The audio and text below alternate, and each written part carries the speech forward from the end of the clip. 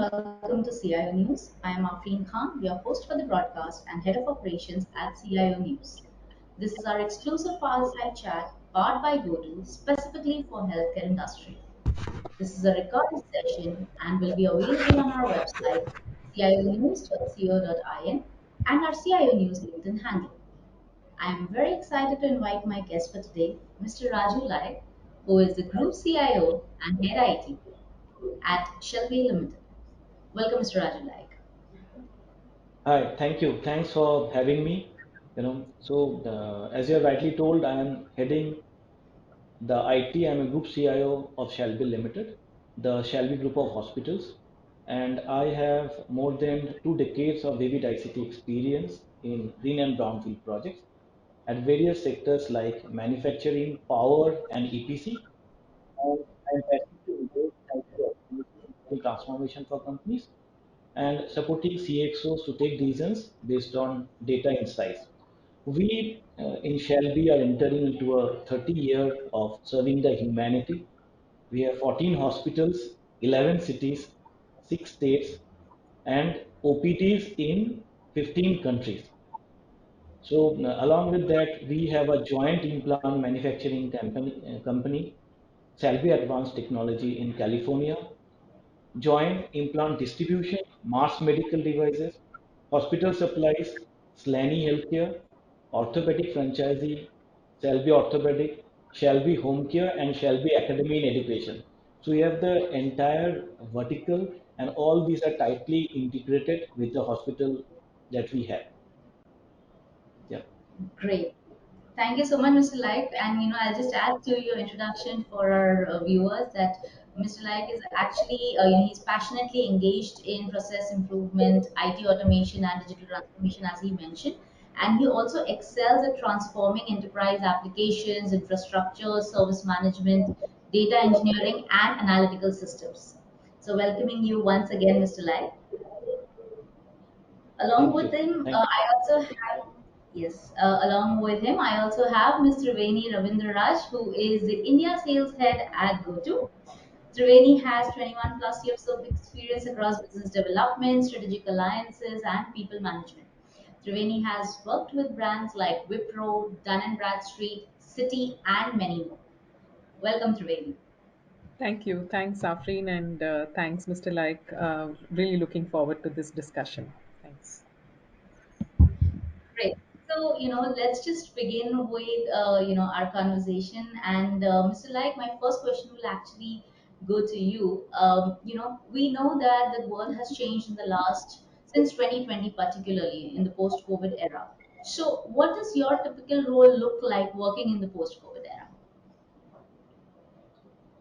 Yeah, so I still remember, it was 24th March 2020 evening when the PM declared the lockdown from 25th.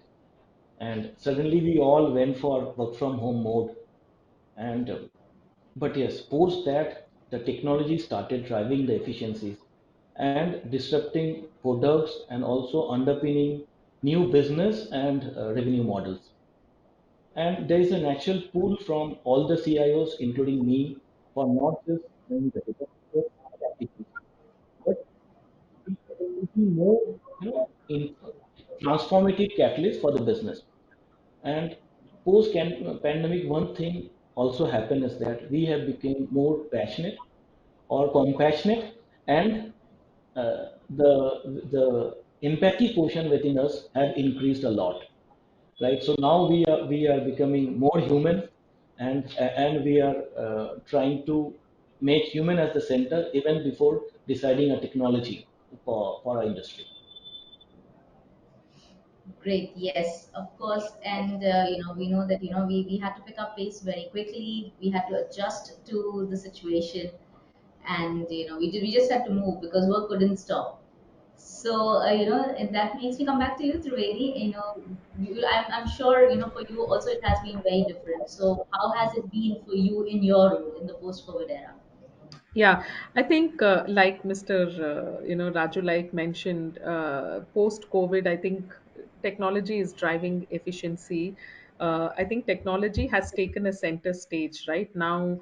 the biggest difference that we see is the role of the CIOs, right? The role of the CIOs has become much more powerful, much more bigger, and today most of the decisions, etc., are based on the kind of IT infrastructure that we have, what IT tools that is required to ensure the business goes on, right? And also, I think one of the biggest changes is that, especially what we have seen in the healthcare industry, is the the center stage that technology has taken, even in the core, in their core aspects of the business, right? Like simple thing, like the communication between the doctor and the patients, which probably at the time of the COVID was a big question, because obviously the physical consultations was not available.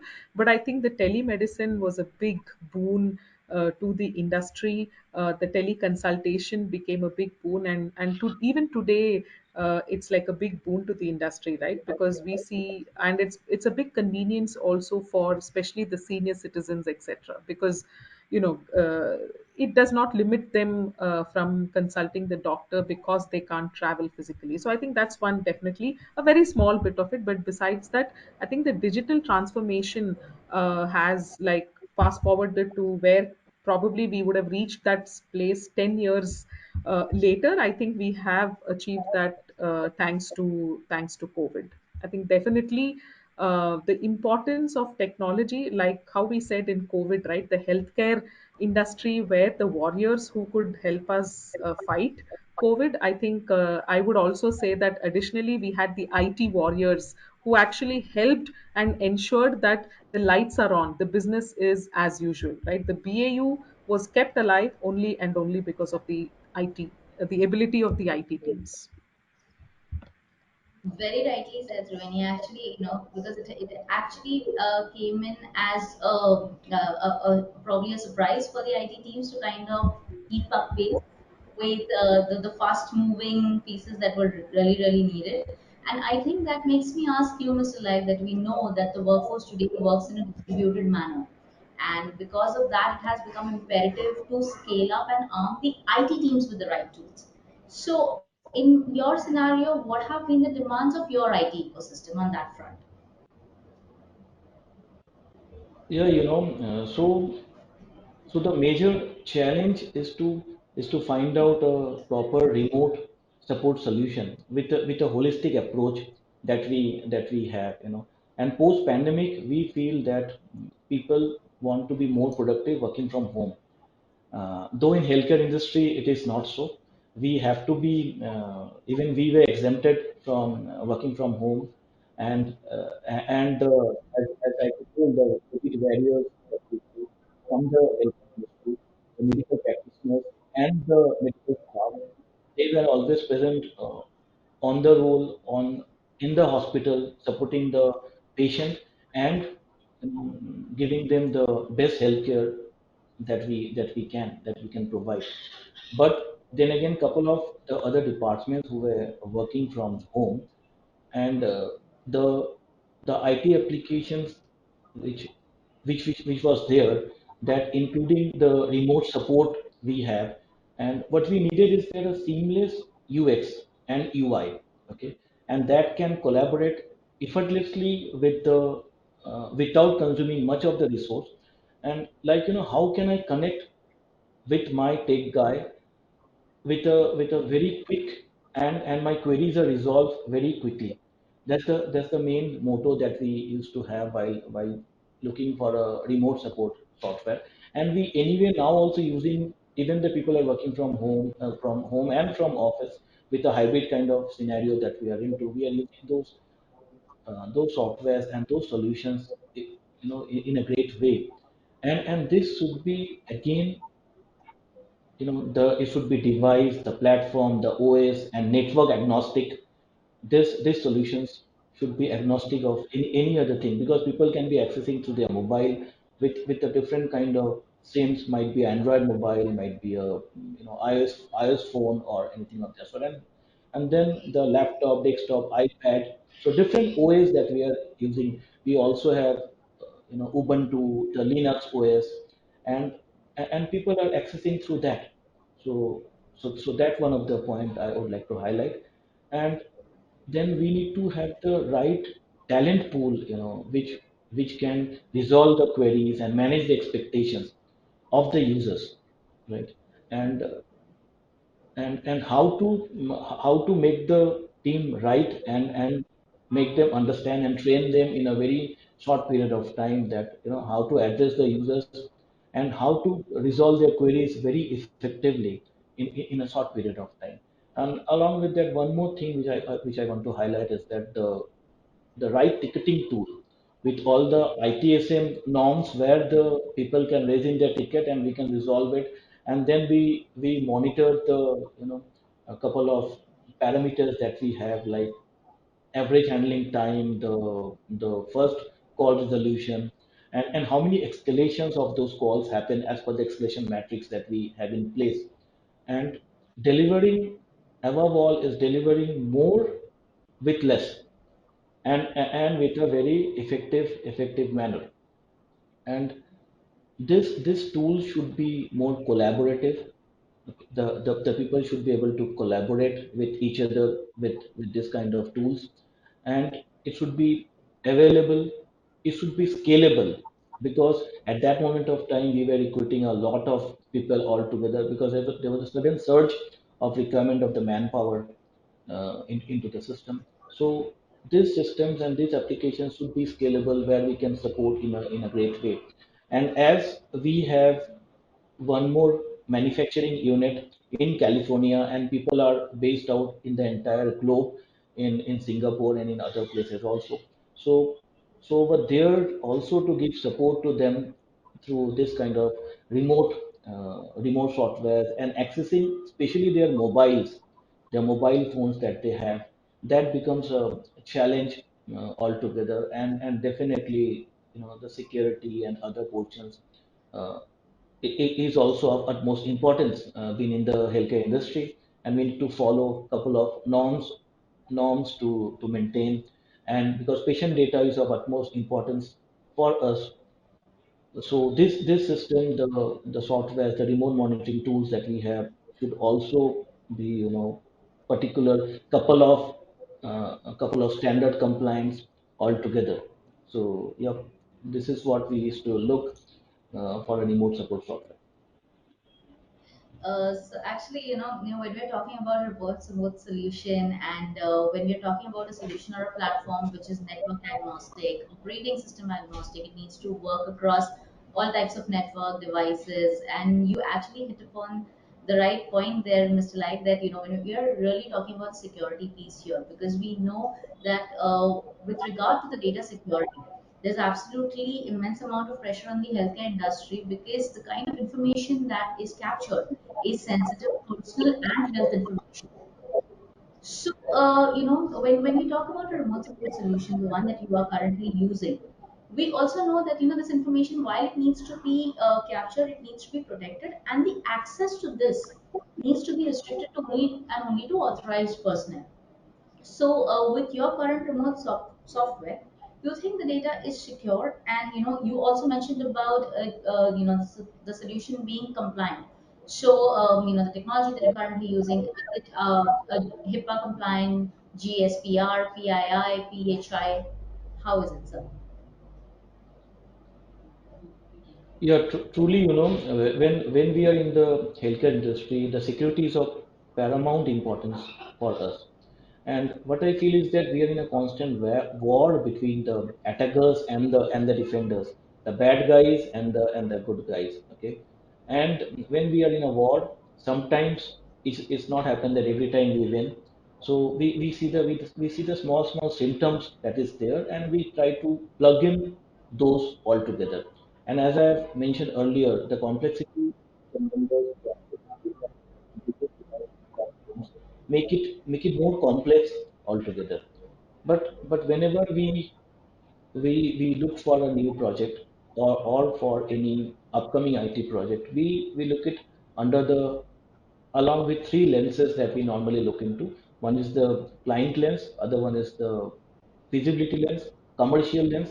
Now we have also included the security lens altogether, to look into the things. And the few things that we follow is that it should be AES with 256 encryption method, and and identity management is one more thing. Who is accessing the data? That becomes very important for us, and we need to understand what kind of user is accessing the data, and based on the role-based access that we provide, how much access we need to provide to that guy. Okay, single sign-on, multi-factor authentication, that is already there. That we say altogether, and and when we are accessing the data from a remote and other thing, then JTNA means zero trust network architecture, that we call it, that every time we try to verify that who is accessing our data. So those kind of systems should be in place, and especially in the healthcare sector altogether. One more very small thing I would like to add on is the password management policy. We have seen that people sharing their passwords and other things, and the password even that they keep it, it's not so strong enough to protect it. And we, as per my knowledge goes, around 70% of the attack or the threat happens from the endpoints, and 30% of it is from the gateway level security that we are into. So one more thing we have adopted is training and cyber drills. So we try to send phishing mails and other things to the people, and then see how they are reacting to it. And if somebody clicks on them, then definitely we ask them to undergo more trainings through that. So that is one of them. There are a lot of standards that we follow. ISO 27000, HIPAA, GDPR is one of them. When the couple of applications talk to each other with the APIs that we have, so those also should be as per the HL7 standard. Okay, and all these policies and processes which are there in place, uh, it is only to protect data and information. Okay, there is no separate tool for remote software as such, but yes, the entire security gamut that we are talking about, that includes the data, the network, the application, as well as the IoT devices that we have in our case altogether.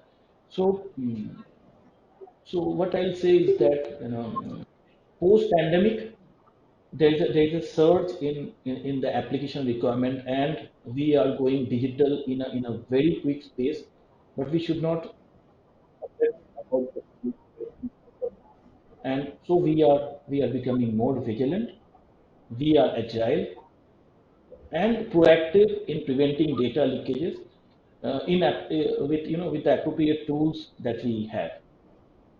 Yeah. Yes. So, and the point that you mentioned, that while we are keeping up with the technology trends, we really have to ensure that we are ensuring that we close all the back doors. We make sure that the data leakage is also prevented at in the right manner, because ultimately, the more expansion of technology leads to more vulnerabilities also, and that is something which is not in our control. And what you mentioned, like a single sign-on thing, or also the multi-factor authentication piece, which is there to ensure that it is user restricted. So, and I'm sure security, when it is spoken about, it is a top priority across organization, be it any vertical. So Triveni, my question to you would be, in your scenario, what are the standards that you think by which an IT support tool should adhere to? Yeah, yeah. No, I think firstly, obviously security has become a number one agenda on every CIO's mind, and I think KPI, right? Because security is not just now limited to infosec team or the security team. I think all the points that Mr. Like covered, right? I think basically what I wanted to talk. So thanks for that. But I think to just summarize what he said, right? When we are looking at the remote support tools, there are certain things which have become very critical, especially after pandemic, right? If I have to summarize 4 points, the first one is the core functionality, right? Which he also touched upon. What is very important and what we see changed before pandemic and post pandemic is, right, that it has to actually allow the technicians to perform their routine support tasks, but with a lot of added functionality which was not required in the past, right? The first and foremost is the remote support tool should look at quick diagnostics, right? Because like he said, there's no time. It is extremely time bound, right? Because of the number of because of the dependency of on the IT tools have gone high, and therefore the number of tickets also would have definitely gone high, right? Especially after COVID. So, how can a technician be able to quickly diagnose what's the solution, troubleshoot it, and also offer quick solution? The second one is unattended machines, right? Earlier, we never used to see a lot of use case for unattended machine, but especially after COVID, there's a lot of requirement for unattended machines. So, is your remote support tool able to provide that feature? Then the third point is multiple session handling capability, right? Because of the number of tickets going high and the dependency also. The other thing is that we have seen a lot of attrition in the IT support team, right? The great resignation that we all have experienced at some point in time. So the pressure on a single technician to handle multiple tickets, multiple remote sessions goes high. So your remote support solution needs to have that capability, which should be an inbuilt feature, not an add-on feature. And the fourth one, which he also touched about, was the number of increase in the number of mobile devices, right? Because now our work is not just confined to a PC or a laptop, right? People use their handheld devices, could be the mobile phone or could be the tablets, etc. And different OSs as well, right? Could be iOS, Android, etc. So the technicians need to have a tool which will help them to pull out the diagnostic information quickly and in a timely fashion. The fifth one is something that we are seeing that trend which started from last year is the integration, because integration is extremely important, right? We don't want tools to work in silos. So the remote support tool needs to have either an out of the box integration with your ticketing tools, with your overall ITSM tool, or even say for example your patient the what we call it as the patient relationship management tool, the CRMs, the ERPs and all. So it needs to form a the complete ecosystem. And finally, the collaboration, right? I think he also mentioned that the tools have to be collaborative. Now, say for example, one of your employees' laptop is not working, right? Now, your technician may not be completely qualified, or he may not have the ability to give a troubleshooting or help them fix the laptop problem. So he may need to take the laptop provider vendor like a Dell or a HP consultant or a technician on the same call. So that collaboration is required. Or say if your technician L1, he needs to get an L2 or L3 on the same call. That collaboration is very important. And finally, I think the administration is a big piece, because he very clearly, and this is healthcare we are talking about, so the very the data is very confidential. You may not want all the technicians to have access to the data, right? So how can we do grouping, etc. And then issue based groupings, sometimes even the permission based approach to ensure the compliance is taken care of. The other thing is security, right? Which is what I think you had also asked me. Now, one of the unfortunate thing is that the malicious actors are trying to hack through your remote support solutions, right? And that's how they sort of scam end users. So, what is very important, like he rightly said, is the complete IAM. Is your remote support security, solution compatible to be on to configure SSO, to configure MA, the MFA functionality?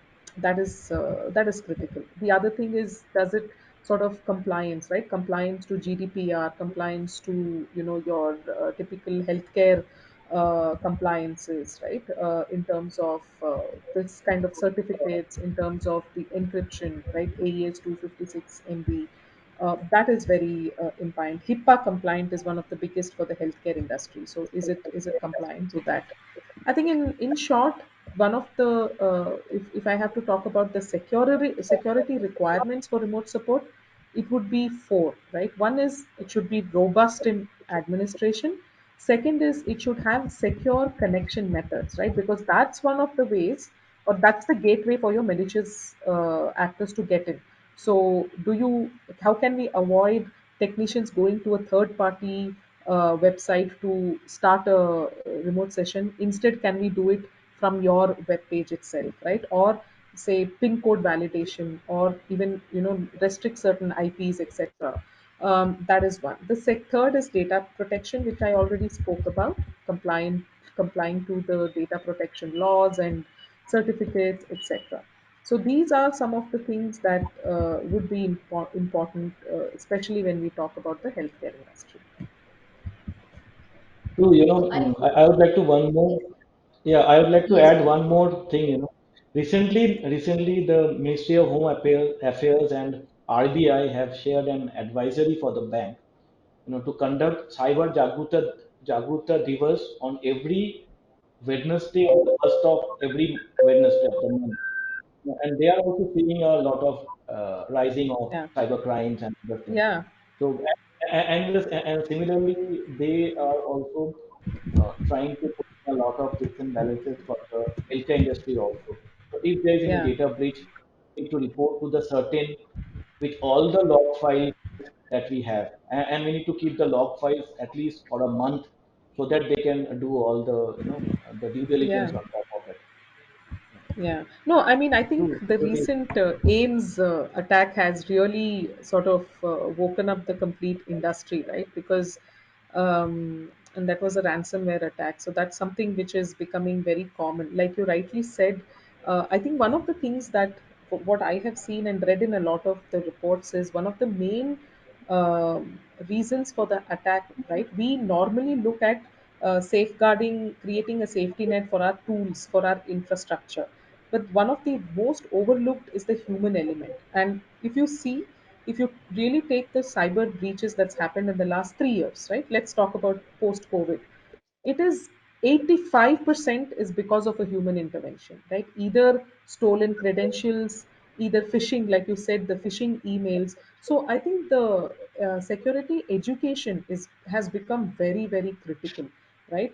Gone are the days where we used to just push the security training modules to the employees, and make, it used to mostly be like a check in the box activity, right? But I think creating those phishing drills, um, you know kind of driving some kind of incentives for the employees to report those phishing emails or even any suspicious emails, those have become very, very important, because they say the weakest link in your entire cybersecurity chain are your people.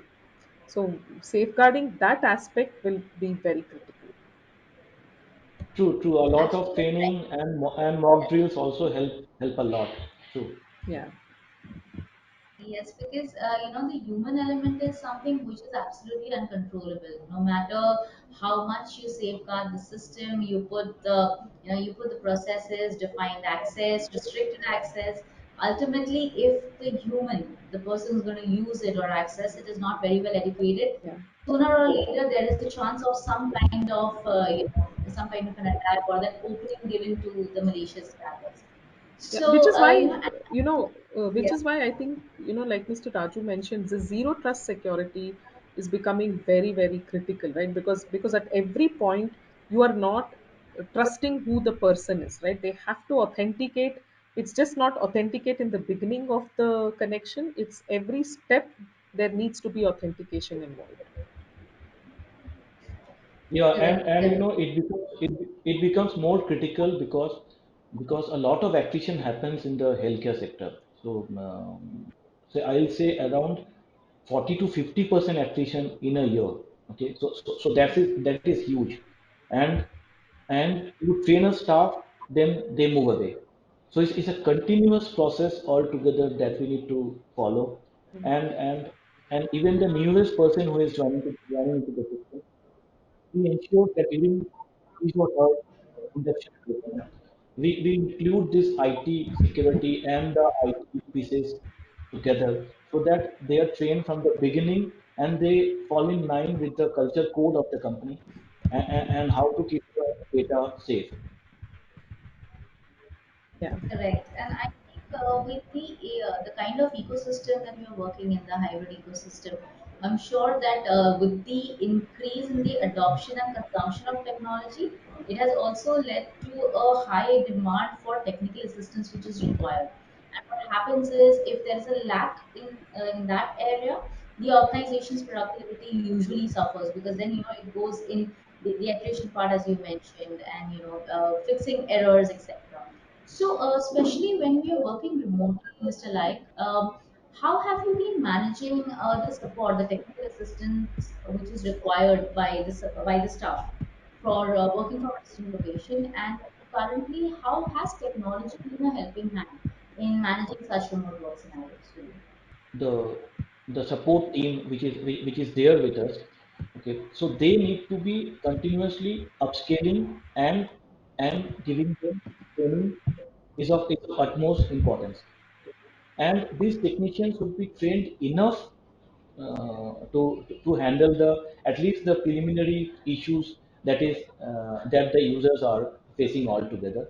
And as I have told you earlier, that this software that we are looking for should be enabling and amplifying the productivity that is there. It should be the time management, is how quickly we can access two or three calls together and can satisfy the users. Then availability. So this software should be available at completely in all the period of time, because as I mentioned earlier, that the people who are some of the people who are based out in Singapore and in some other places, so we need to give them support in a constant fashion. And it should be accessible and scalable and easy to use. Okay. So, and as I have told earlier, also it should be platform agnostic and then device agnostic and all these things together. So, this team should be agile enough, should be managing the expectations of the users, and so it's all about managing the how the users feel and the wow factor that we can give to them through these tools. After giving the support, we can take feedback from them, that whether they are satisfied with it, or they can still open the call. They get a chance to open the call through our ticketing tool. And and then ultimately how we can give them the right support in the right time. Okay, because in the next moment of time, as practitioners, medical practitioners, they are constantly in a stride to give a better service to the patient. And they are so much engrossed into it that even a slight changes in the technology, or a slight lag in the technology, or the speed that we are working upon really irritates both the doctors as well as the patient and the support staff that's together. And they are very correctly do so, because for us, the we follow a patient centric approach, where all our concentrations are for the patient. And we don't say that it's only IT issue or it's some other issue. We together give a wow factor, or entire to the patient. We try to give them the best services that we can, and we are on a journey from good to great. uh, and ultimately, the patient is the god for us. Yeah. Yes, and when you're talking about remote support here, I think it is, as you made a very good point, that it requires continuous scaling up, because you have to advance the way technology advances. And Triveni, just to you already mentioned about a couple of points when we consider remote support solutions. You mentioned that it needs to be robust from the data security, and a couple of other points. Is there anything else that you would want to add that should be a top priority when considering remote support solutions? Yeah. So I think, especially, if obviously we both have given a lot of stuff, but one thing which Mr. Raju just sort of highlighted was the speed, right? That is important, especially for healthcare industry. There's no time for waiting. So what you need to see is the uptime, right? Because a downtime and a longer downtime is definitely not the norm for the healthcare industry, because you never know what kind of a situation the person who has an issue has come out with, right? Could be a front office staff. A downtime can cause patients to, extend the queue of the patients, right? Or even sometimes at the OT, right? If the systems are down, you can't afford to wait, right? Because it's a matter of life and death that we are talking about. So the criticality of having a tool which has a great uptime record, I think, is the primary requirement, and of course the security, because it's healthcare we are talking about, besides everything else. Great. So, I think those were really great inputs from Mr. Rajan, from you, and also from you, Triveni. So, Mr. Like, any last thoughts or best practices that you would like to share for our viewers? Yeah, definitely around four things that come in my mind very quickly, and I'll not elaborate much on it. So one is the synergy of people and processes. The processes that we define, the people should be aligned to it, and they should follow the processes. Uh, because within the healthcare industry, we are really process driven, and we monitor the tag from patient incoming to patient moving out from the hospital. So so that is one more thing, one thing that I want to mention. Other one is that we need to inform and empower users, because if the users are aware of the phishing attacks, what kind of mails they send, even sometimes I have seen that messages from our CMD through WhatsApp to few of the people were asking that, kindly, I'm in a meeting, so don't call me, give me send me 10 vouchers of 10,000 Amazon vouchers, you buy for me and send it to me, okay? So this kind of thing happen even from WhatsApp, from LinkedIn profile, and from Insta profile. So we are seeing those kind of breaches that happen, even from the, and that's how they attack. They attack the CMD, they attack all the CXOs of and so people should be informed and empowered. That's one of the point. And managing changes. So it should be through alignment, because post-COVID, as I have told earlier also, that the human factor has increased a lot. So any changes we just cannot put on them. We need to align them. We should be aware why we are making these changes and what benefit the company will get out of it, and you as a user will learn out of it. So if we can align them, then that will be great. And then we should have a we should follow design thinking with customer centric approach, like the patient should be in the center, and then we decide what kind of technology, what kind of features that we want to bring in, what kind of processes that we want to bring in into the system. Ultimately it's everything for the patient, so the customer centric approach.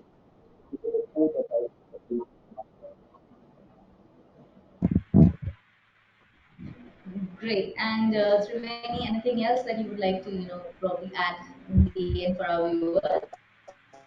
Yeah, so like I mentioned, I think first and foremost is security. The second point would be, the getting a great NPS score within your employees and with the patients. I think that is also critical, right? Mr. Raju mentioned the patient-centric approach. Everything drives out of that, right? The third one is how flexible can your solutions be, right? Because anytime it has to scale up and scale down, whatever, right? That one. And the final one is your BCP, because in the last couple of years we have understood what is the importance of the of having BCP processes in place. So I think all the tools adhering to that, enabling your BCP process, would be critical, I think. Yeah, I'd like to end with that. Yeah, yeah, great. Because I'd like to tell you the BCP and the DR, the business continuity plan, and the disaster recovery is of utmost importance. And then we also list down the risk that we have, and try to mitigate them all together. because we are handling the very critical data of the patient. And Right. and nowadays, because of the Ayushman digital Bharat mission, we are able to share few of the data Yeah. with the government, but those data are not about the patient, but about the clinical research and the way we are doing them. So, so the data, the personal data does not go with them, but at least the clinical research portion of it. Yeah. Very true, because ultimately, the availability of the solution, even if there is something which goes wrong, so the disaster recovery solution or a business continuity planning definitely is of utmost importance, because it really needs to be there in place in case of any mishap if it happens. So I think on that note, I would just want to acknowledge that there's a really great piece from both of us, and thank you so much. It was a really really great session. Thank you so much, Raju Laik. Thank you, Triveni. Thank Thank you, you. thank you, Thank you. thank you.